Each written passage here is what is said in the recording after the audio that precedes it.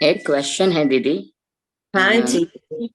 भक्ति के संस्कार जो बाबा बोलते हैं तो क्या आप कौन से भक्ति के संस्कार को कह सकते हैं, किसको? हाँ, जैसे है ना बाबा, जैसे भक्ति के संस्कार माना क्या।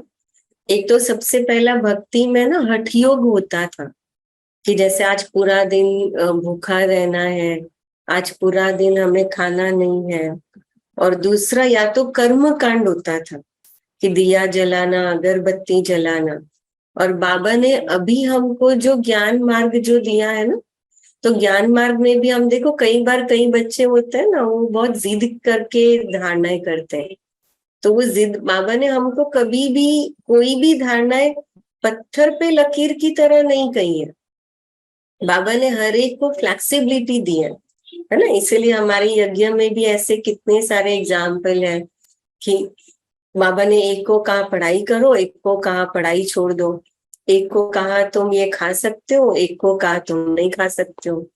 है जैसे हमारे रमेश भाई और ब्रिजमोहन भाई का एग्जाम्पल है कि बाबा ब्रिजमोहन भाई ने छुट्टी मांगी कि बाबा मुझे तो बाहर की चाय पीनी पड़ती, ऑफिसर के सामने हो तो बाबा ने कहा भले ठीक है।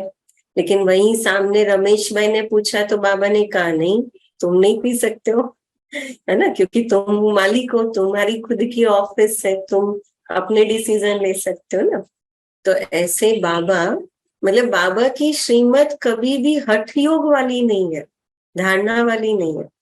इवन बाबा ने परिवर्तन भी कहा, तो जैसे आज भी बाबा ने कहा ना कि जो पति जो कहे वो तुम मानो, वो सुनो, लेकिन पवित्र रहो। तो ये भक्ति के संस्कार, कई बार हम योग करते हैं ना, तो योग में भी कई बार कई लोग होते हैं कि नहीं नहीं हमको गीत बजा के योग अच्छा लगता है, कोई बिठाए तो अच्छा लगता है, लाल लाइट होगी तो योग अच्छा लगेगा। तो बाबा कहता है कि ये सब एक साधन है बाहर के, जो बाबा ने इसलिए दिए हैं ताकि हम स्थूल रूप में अपने मन को ट्रेन कर सके। माना हम अपने मन को इस बाहर की दुनिया से ज्ञान से जोड़ सके। और बाकी जो मेन हमारा सार ये है कि हमारा मन बिना किसी भी डिपेंडेंसी के एक बाबा में जुड़े। इसलिए बाबा जब योग की बात आती है तो बाबा कहता है आत्मा समझकर बाबा को याद करो। बाबा ने कभी ये नहीं कहा कि लाल लाइट करके, गीत बजा के, म्यूजिक करके क्यों याद करो। तो ये सब हमारे लिए आधार है, टेम्पररी आधार है। लेकिन अगर हम उसके बिना पर ही बाबा को याद करने की जिद पकड़ते हैं या उसी का लक्ष्य रखते हैं, तो फिर हमारे और भक्ति में कोई अंतर नहीं रहा। वो जैसे भक्ति में दिया जलाते थे, भजन गाते थे, है ना। तो ये चेक करना है कि मैं जब बाबा को याद करूं तो मेरी स्थिति कैसी है, डिपेंडेंसी वाली तो नहीं है ना। तो भले मैं वो साधन यूज करूं, लेकिन मेरी अल्टीमेट जो एम है वो मेरी साधना का हो। इसलिए बाबा ने आज बुद्धि योग की बात कही। देखो बाबा ने कहा बुद्धि में रोशनी आई है, माना अब मुझे मेरी बुद्धि से काम लेना है कि मुझे कहाँ युक्ति युक्त चलना है, कहाँ अपने आप को, जैसे बाबा हमेशा कहते हैं बालक सो मालिक। जब मुझे परिवर्तन करना है तो मैं मालिक बन के करूं, पर जब मुझे कर्म में आना है, कर्म बंधन चुकतू करना है, तो मैं एक बालक बन करके चलूं व्यवहार में। थैंक यू दीदी, thank you so much. Thank you so much.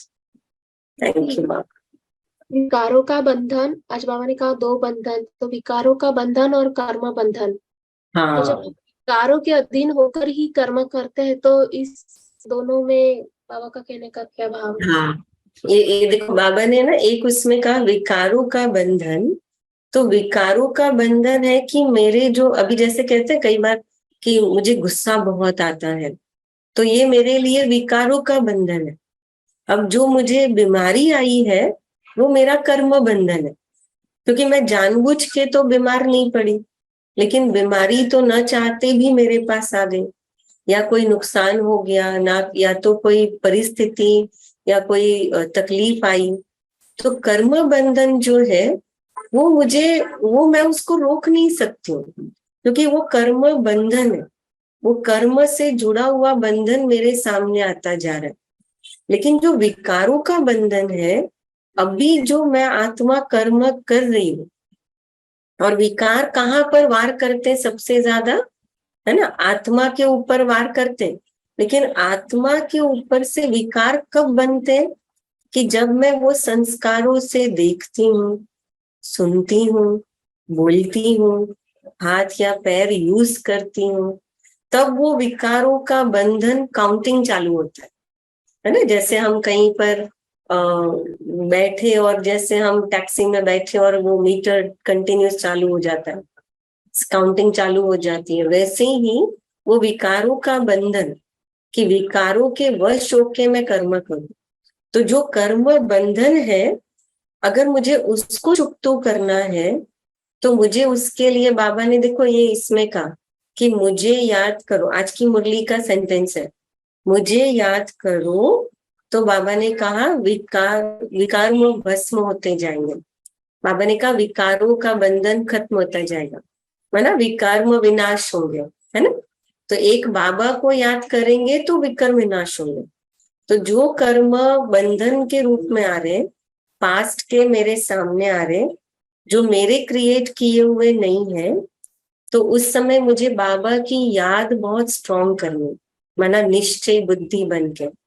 और जो विकारों का बंधन है, उसके प्रभाव को कम करने के लिए बाबा ने आज की मुरली में ही कहा कि बच्चे अशरीरी का अभ्यास करो, है ना। क्योंकि मुझे करना तो सब कुछ है, मुझे हाथ पांव यूज करना है, आंखें भी यूज करनी, ऑफिस भी जाना है, गृहस्थी भी संभालनी है, बाल बच्चों को भी देखना है।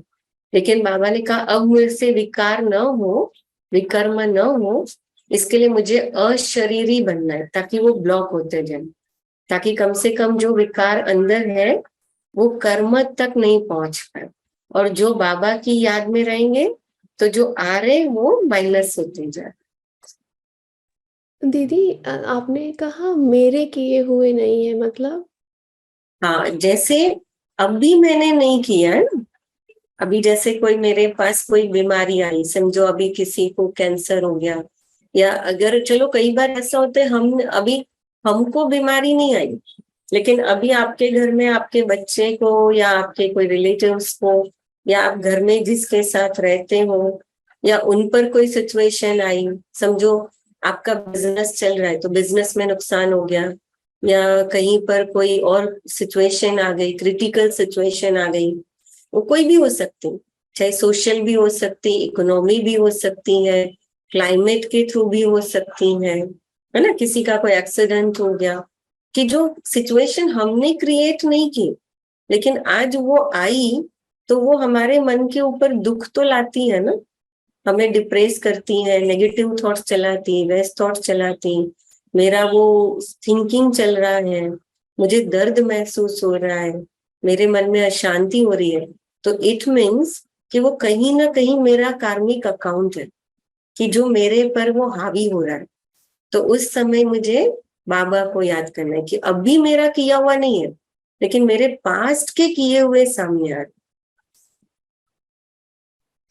तो दीदी पूछना था कि जैसे अभी यही इसी डिस्कशन को कंटिन्यू करते हुए कि जैसे मैंने कहा मेरा तो कर्म नहीं है, पर जो हम लास्ट टाइम पढ़ रहे थे कि तो मेरा किया हुआ नहीं है, पर घर में कोई बीमार है, पर हम भी वो चुकतू, हमारा भी चुकतू हो रहा है, एक तरह से हम भी सफर हो रहे हैं।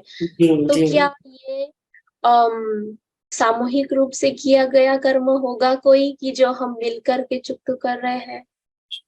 हाँ, ये मतलब सामूहिक रूप में तो नहीं वैसे भी हो सकता है। कई बार ऐसा होगा कि हमने कभी कुछ पास्ट जन्म में उस आत्मा के साथ मेरा कोई कार्मिक अकाउंट होगा कि वो तकलीफ में होगी, और मैंने उस समय जो उसको हेल्प कर सकती हूँ, लेकिन मैंने वो नहीं की होगी, और इसीलिए इस जन्म में वो किसी न किसी रूप में सामने आई है, और उसकी भोगना में भी मुझे भोगना पड़ रहा है ना। कि मैं तो नहीं हूं, लेकिन तो भी मुझे भोगना पड़ रहा है। तो माना उस समय फिर एक पार्ट है कि मुझे भोगना पड़ रहा है, तो अब मैं क्या करूं ना, तो अब मैं उसको शुभ भावना दूं, ब्लेसिंग दूं, मैं दुआएं दूं, ताकि जो मेरा भोगना तो मेरा लिखा हुआ ही है, तो कम से कम मैं दुआएं दूं, ब्लेसिंग दूं या शुभकामना दूं, तो मेरा कम से कम अब तो नेगेटिव थॉट्स या वेस्ट थॉट्स क्रिएट ना हो, और जो भोगना है वो माइनस भी होती जाए। और दूसरा कि उस आत्मा के मन में भी कोई बातें हो तो वो भी क्लियर होती जाए। राइट। ऐसा ही एक क्वेश्चन था कि जैसे सामूहिक रूप से किया हुआ जो कर्म की फिलॉसफी जो हम पढ़ रहे हैं कि इंडिविजुअल किए हुए कर्म तो आत्मा भोगती है, पर जो सामूहिक रूप से किए हुए कर्म है, जैसे मिल करके किए हुए हैं, उसको भी भोगना ही है सामूहिक रूप से। ऐसा प्रश्न था कि चलो सामूहिक रूप से कोई कर्म किए हैं हमने पास्ट में, और अभी ये ज्ञान है, और जिनके साथ मैंने कर्म किया होगा सामूहिक रूप से, उनमें से उन आत्माओं को ज्ञान नहीं है। तो ये जो चुप्पी करने का जो प्रोसेस है, तो उसके लिए वो कैसे वर्क करता होगा? हम ऐसे ही डिस्कस कर रहे थे कि कैसे होगा ये। क्योंकि इसीलिए बाबा ने देखो हमको ये विधि बताई कि बाबा ने कहा, इसलिए तो बाबा ने ये देखो बाबा कितना पक्का है, मतलब कि इसीलिए बाबा ने हमको सन्यासी नहीं बनाया कि हमको दुनिया से अलग कर दिया, घर वालों से अलग कर दिया, है ना। बाबा ने हमको कहा कि नहीं गृहस्थ में रहो। आज भी बाबा ने कहा ना, पति ज्ञान में नहीं चलता ना, तो भी पति जो बोले वो सुनो, वो करो। तो माना कि बाबा ने उसी के लिए हमें गृहस्थ में, इस दुनिया में, लौकिक में बाबा ने हमें कनेक्शन से जोड़ कर रखा है, क्योंकि वो सारे के सारे तो ज्ञान में नहीं आएंगे। और इसलिए बाबा ने हमको आत्मिक दृष्टि की समझ दिया कि बाबा कहता है कि आप उनको आत्मिक दृष्टि से देखो, क्योंकि वो तो ज्ञानी नहीं है, इसलिए वो तो उनका जो कार्मिक अकाउंट या हमने सामूहिक रूप में किया।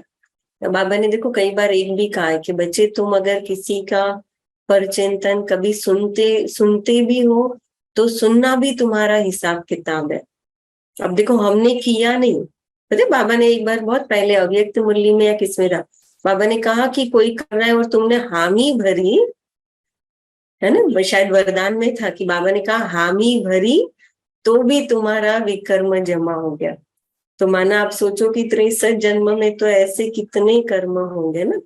तो हम ये कर सकते हैं कि सामूहिक रूप में होगा ना, तो उसका क्या होगा, कर्म किसी और का होगा, लेकिन कोई मेरे पर भी उंगली उठा देगा, मेरे लिए भी कोई नेगेटिव बोलेगा, मुझे भी थोड़ा नेगेटिविटी का सामना करना पड़ेगा।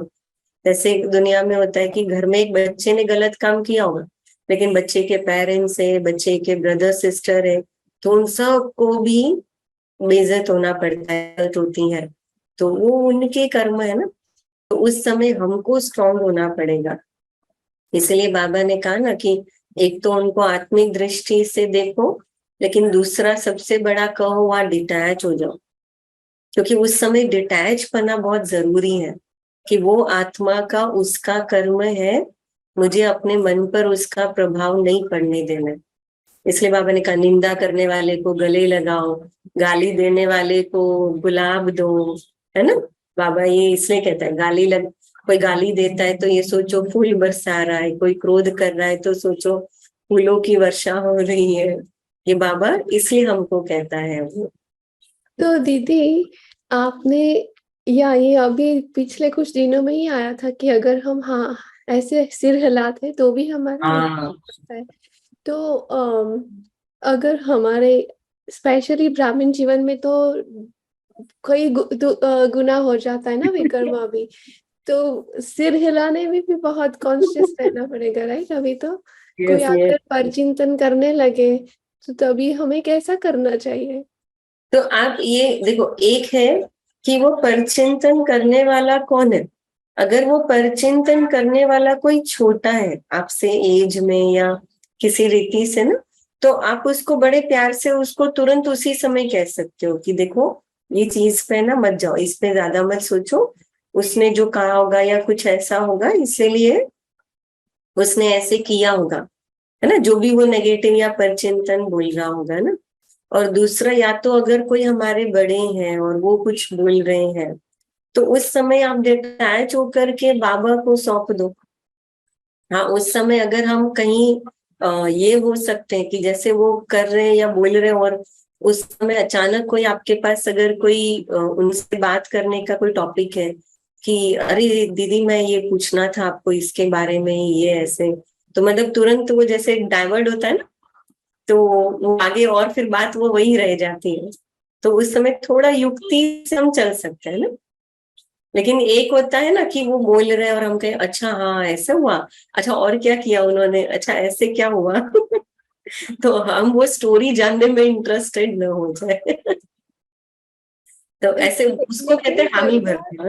ऐसे कई बार ऐसा होता है कि हमसे हमारा ओपिनियन मांगा जाता है, तो हाँ तभी तो साइलेंस नहीं रह सकते ना, तभी तो कुछ। हाँ, लेकिन तभी आप अपना ओपिनियन न्यूट्रल होके भी बता सकते हो ना, कि एक होता है कि मुझे ओपिनियन पूछा जा रहा हो तो उस समय मैं कहूँ कि देखो उन्होंने जैसे किया वो भले रॉन्ग किया, लेकिन आप उनको देखकर क्यों मन खराब कर रहे हो।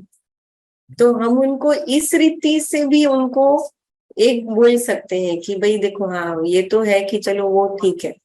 और कई बार ऐसा है कि सामने वाला, और क्या होता है ये मैंने भी अनुभव किया है कि कई बार हम फिर अगर अवॉइड करते हैं ना वो सुनना या थोड़ा ओपिनियन देना बोलना, तो मैंने देखा वो व्यक्ति एक बार आता है, दो बार आता है, फिर तो आना बंद हो जाता है हमारा ओपिनियन लेने आता ही नहीं है, क्योंकि उसको लगता है ये ओपिनियन देंगे तो मुझे ही सुनाएंगे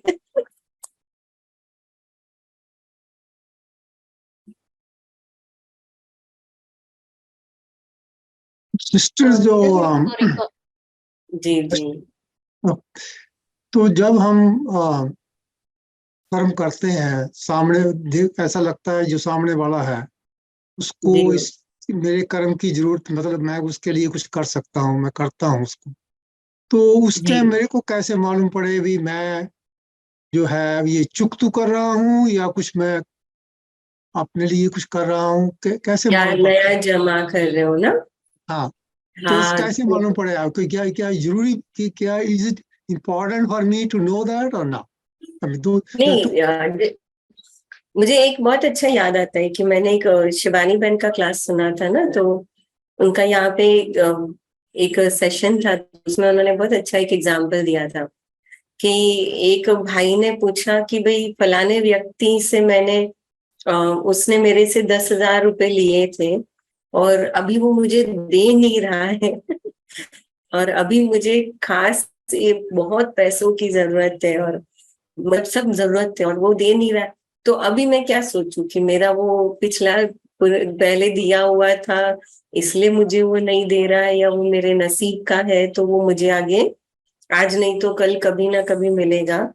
तो Yes, अभी मुझे क्या yes, करना है क्यों हाँ, ना। हाँ, तो उन्होंने बहुत अच्छा आंसर दिया था, उन्होंने कहा कि, और मुझे वो बहुत फैक्ट लगा, और बाबा के कवियत कुंडली में भी उसी से रिलेटेड बाबा ने ये आंसर दिया था कि बाबा ने कहा था कि देखो एक सबसे पहला उन्होंने कहा कि चाहे वो मेरा पास्ट का अकाउंट है और चाहे मेरा वो अभी का फ्रेश अकाउंट है, लेकिन एट द प्रेजेंट मैं कितना भी उसके लिए नेगेटिव सोचूं या व्यर्थ संकल्प चलाऊं, तो वो अभी तो एट द प्रेजेंट मेरा कर्म बन रहा है ना।